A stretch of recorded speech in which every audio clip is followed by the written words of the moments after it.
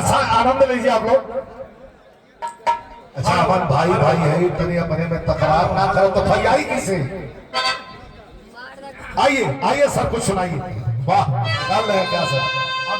सुनिए खाली उसी को मत निकालिए, बहुत कलाकार हैं, कलाकारों के लिए भी कुछ निकालिए। बस उतना ही टाइम लगेगा। टाइम से ना मतलब है हमारे बतिया सोना, ये बहुत कलाकार है, बच्चियां बैठी हुई हैं, आप गा लीजिए।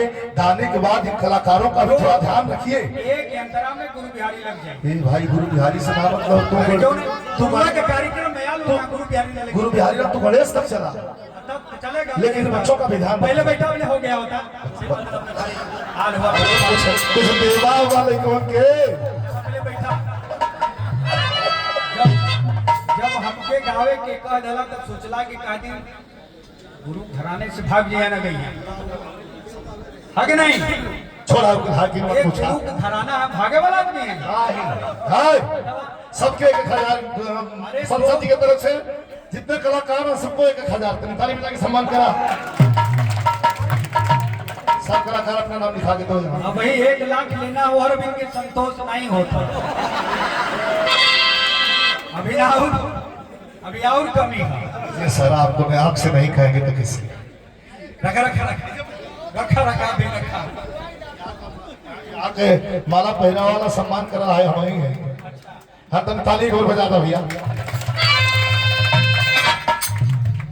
बहुत समय तो लग ही गया। नहीं तो कोई लग गई बस आपके बोले आपके पास 3 मिनट है। 3 मिनट है और 3 बार में समाप्त। 3 बार में तो लीजिए 9 मिनट को सब है। महाभारत के लड़ाई में 3 मिनट में लड़ाई समाप्त करता है। महाराज कहा बेचारा छल कर गया तब जैसे द्रोणाचार्य छल किया। आइए आइए आइए आजा राजेश भाई, वही लाइन रही। संदीप कहाँ है? संदीप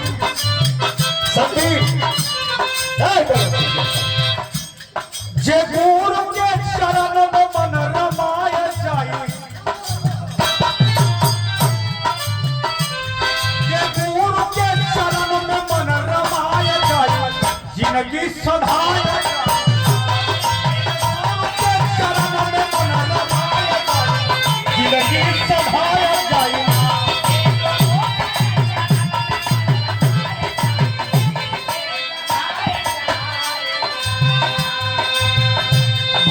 भजल गुरु के नाम सब पापी जारी काम।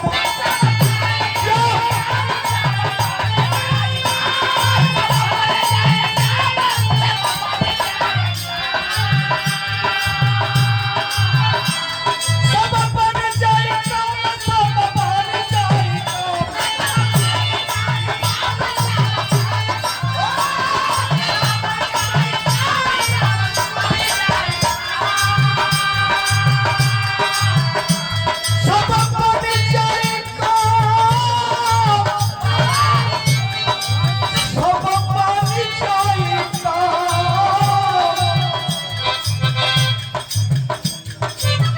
चारों धाम गुरु चरण में लगाया जाए, जिनकी सधाया जाए। चारों धाम गुरु चरण में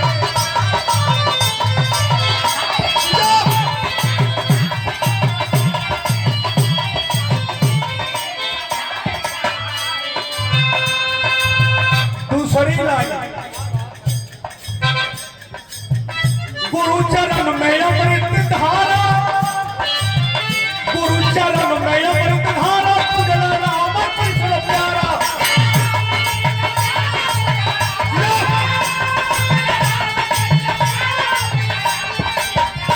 संदीप अंधकार से प्रकाश में जलाया जाए, जिनकी सधाया जाए। अंधकार से प्रकाश में जलाया जाए, जिनकी सधाया जाए।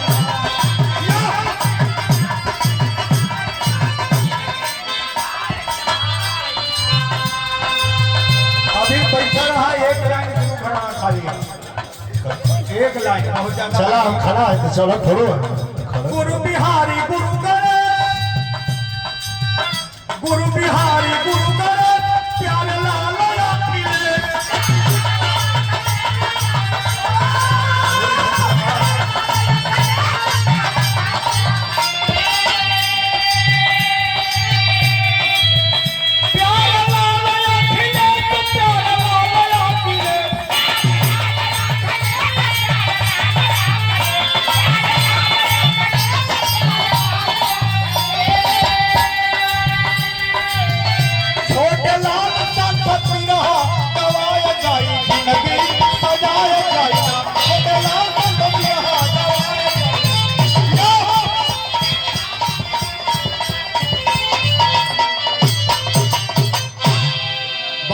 धन्यवाद। बहुत बहुत धन्यवाद। और एक बार ताली बजा के आप लोग सम्मान करें।